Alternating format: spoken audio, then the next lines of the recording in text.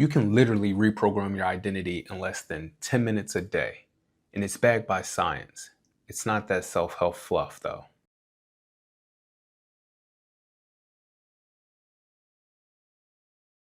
What's going on, everyone, and welcome back to the channel.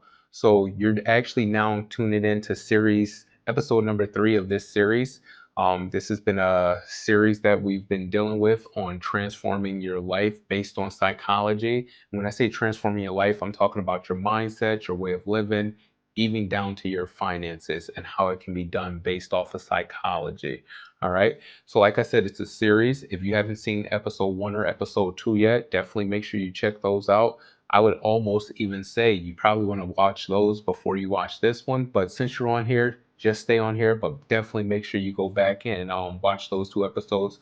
I'll likely link them in the description, and then you'll be able to watch them at the end of this episode as well. But with that being said, let's jump right into this. Small changes equals big results is the title of this. So starting off, we want to basically focus on incremental progress. All right. Small, consistent changes can lead to significant outcomes over time. All right. To me, that's a big deal. And I guess what I'll touch on first is with your finances. So small changes in your finances. When I first started to understand how the human brain works and how the human brain works in regards to my finances, I started to understand how I could save more money with changing certain things. All right. So I've always been a fan of Dave Ramsey. When I first started my debt journey, I used the Snowball method. And for me, on my first debt journey, when I say my first debt journey, just meaning paying off my credit cards back when I was younger, I was able to get them paid off and get them paid off in a set time frame that I set for myself. And I was super excited about it. You know, that was a change for me. However, as I matured, I learned that Dave Ramsey's method of the snowball method wasn't the best way to go about it. All right. Please don't kill me in the comments. It's just my personal opinion. All right. Dave Ramsey is a big believer in the snowball method, and I know a lot of people believe in the snowball method. And to me, when I deal with individuals who come to me for help, I definitely share with them the snowball method, but I also talk about the avalanche method. For me, a small change that I made with my finances and paying off debt for future state and for current state was I switched from the snowball method to the avalanche method. All right, that was a small change I made. But let me tell you how this small change of switching from the snowball method to the avalanche method played a big part. With the snowball method, you pay off your smallest bill first. All right. You basically line up your debts, and from smallest to greatest, you don't look at interest. You just line them up from smallest to greatest. You pay off the smallest one. However, over time, you can get them paid off, and you get that immediate gratification for paying off something, and you get that rush or that dopamine hit of excitement. However, in the long term, you're going to end up spending more money in interest. However, with the avalanche method, all right, when you do the avalanche method, you look at your highest interest rates. And regardless of how much they cost, not how much they cost, but how much each debt is, you're going to start with paying off the highest debt first by interest rate. By doing this, you're attacking the highest interest rate debts first, and you're basically getting them paid off quicker to save as much money as possible. All right, snowball method and avalanche method, they both work the same way. You pay off one debt, then you take that money from that one debt and you put it onto the next debt. Both of them work the same way. However, one, you focus on the smallest debt, and the other, you focus on the highest interest debt. For me, the highest interest debt brought the biggest impact to my life because I was able to save so much more money. All right, that's a small change that I could make, and by me making that consistent change, I was able to save so much more money. All right. Same thing in your personal life. In your personal life, you may alter. I know in one of the episodes, the prior episode, I talked about waking up early and making up your bed. Waking up early and making up your bed, it helps to formulate your brain to complete things daily. All right. It's based on science. There's a book about it. When you wake up early, it's a military book. It was written by a Navy man.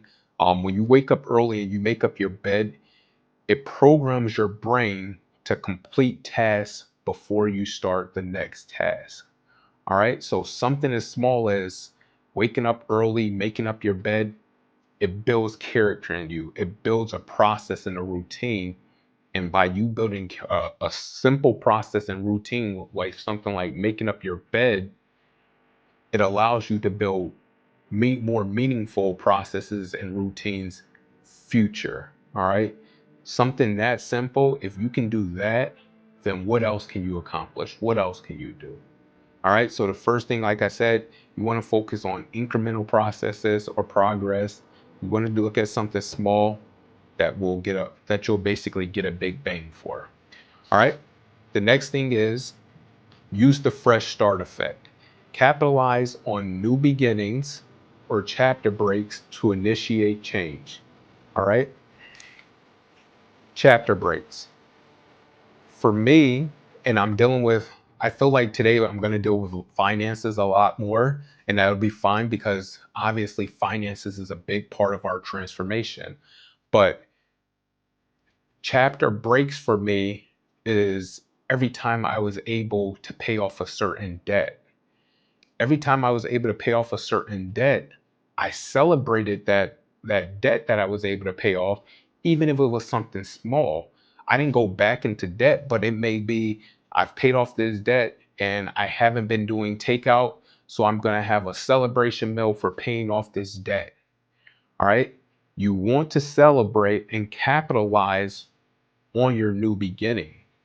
All right, so celebrate it and then capitalize on your new beginning. What I mean by capitalizing on your new beginning is at this point, you should be reprocessing your thought process of, okay, I have 8 debts I have to pay off. Now I'm down to 7. All right. I was able to accomplish this one debt and get it paid off this quick. How quicker can I get these next one paid off? All right. So you want to capitalize on that and make a new game plan and a new um, excitement. You want to build new excitement around only having 7 debts left and how fast you can accomplish paying this one off. So you want to capitalize on those small wins and make a big deal out of them because now you're basically entering into a new beginning. You're entering into a new season of your life of not having as many debts as you once had. All right. So definitely want to capitalize every time you're going through a new stage in life or you're going into a new segment in life. And to me, anytime you pay off a debt, one debt, I mean, you could pay off the simplest debt. You enter a new stage in life because now you don't have to worry about that debt anymore. All right. So definitely make sure you capitalize on all new beginnings in your life. The next thing is you want to identify and address barriers. Analyze the obstacles preventing you from achieving your goals. So, what is stopping you from achieving your goal? You should think about that all the time. Like, what's stopping you from becoming debt free? What's stopping you from starting that business, that side hustle that you know if you start that side hustle, you can literally put yourself in a position to become debt free? Most people don't understand that a side hustle is just meant to help your current income. A side hustle is what can literally rocket launch your debt freedom journey or your savings journey or your entrepreneurship journey. So you want to analyze the obstacles that's preventing you from getting there. So what is stopping you or holding you back from starting that side hustle? Is it work? And if it's work, is it that your work schedule is so busy that you don't have any free time? Most people don't understand that they have a lot of free time. They just don't know how to manage their free time. All right. Most people work a 9 to 5. It could be 9 to 5. It may be 7 to 3. It might be 3 to 11, 11 to 7. 8 to 10 hours a day is what most people are working. Sometimes some people are working 12-hour shifts. However, when you're working those type of schedules, you have extra time outside of when you're at work, and that time should be utilized to help you. Should be utilized to help you build on your future. Don't waste your time just sitting around. Whatever free time you have, you want to use that time to build your future. You want to use that time to build towards your goals, towards your dreams. All right. I once heard somebody say something, heard somebody say something inspirational, and it inspired me to really start my side hustle. It motivated me to start my business. And what it was that your 9 to 5 is used to fund your current life. Your 5 to 9 is used to build your dreams. It's used to build your future. It's used to build your kingdom. All right. So don't waste your 5 to 9. You're already using your 9 to 5 to build somebody else's dream. So if you're using your 9 to 5 to build somebody else's dream, why not use your 5 to 9 to build your dream? You got to dial in on your time. You got to focus on your time. You got to drive on your time. You got to make sure that you use your time to a T so that you can get where you want to be. All right. Last topic of this one is seek support. So connect with others who share your goals or consider a coach or mentor. To me, this one is so important. And the reason to me it's so important is because for me, our environment definitely can dictate our outcome. Your environment can be a hindrance on your outcome. And your environment isn't just the place you live, it's not just your neighborhood, it's the people you surround yourself with. Your environment is literally the people you surround yourself with. If you surround yourself with negative people, then that's what you're going to be around. That's what you're going to be used to. That's what you're going to gravitate to. So why continue to surround yourself around negative people?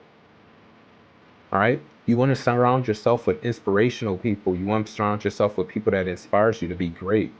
You want to surround yourself with people that inspire you to do your all, be the all that you can be.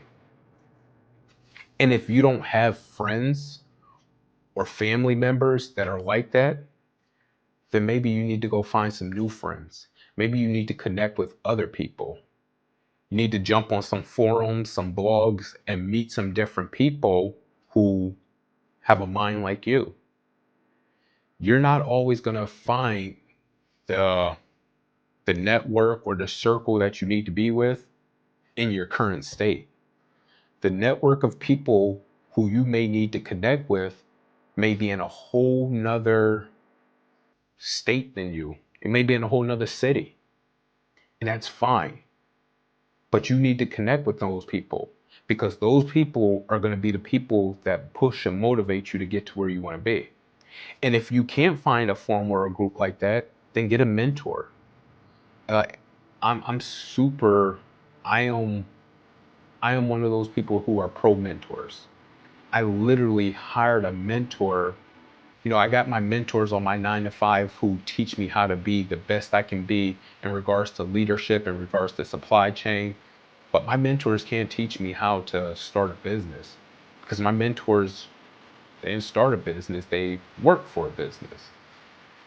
So I had to go find a mentor who started a business, who pushed a company, who took an imagination or a dream and turned that dream into a 6-figure business, and then turned that 6-figure business into a 7-figure business. That's literally what a mentor helped what one of my mentors did. And that's what my dream is. My dream is to turn this dream that I have, this image, this imagination that I have, into a 7-figure business, beyond 7 figures, right? You should have someone in your back pocket, or someone in your corner who is pushing you to be all you can be. And if that's having a 6-figure business, then that's having a 6-figure business. You should have somebody to push you to become a 7-figure business owner if that's what you want.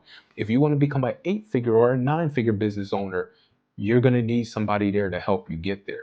And what I mean to help you get there, I'm talking about someone who's going to motivate you, somebody who's going to coach you, somebody who's going to be there with you when it gets hard, when the time gets tough. And again, it might not be around or with your current environment. It might not be with your current friends, your current family members. And that's fine. That's totally fine. But for a little while, you may have to disconnect from everybody to get to where you want to go. All right? Definitely, all of what I'm saying is an understanding of how the human brain works. It's all based on psychology. It's based on habits. It's based on traits that we formulate. And if you want to transform your life, you should definitely use these habits, or use these tips that I'm giving you to formulate new habits and new traits. And I promise, I guarantee it, not just promise, I guarantee that you will transform your life pretty quickly. All right. If you stayed stuck around this long, definitely appreciate it. Would definitely appreciate it if you leave a comment. Definitely want to know where you're at in your transformation journey. Definitely make sure you hit the subscribe button, hit the notification bell, and definitely share this video with someone if you found it inspiration or inspiring or helpful. All right. Catch you on the next one. Later.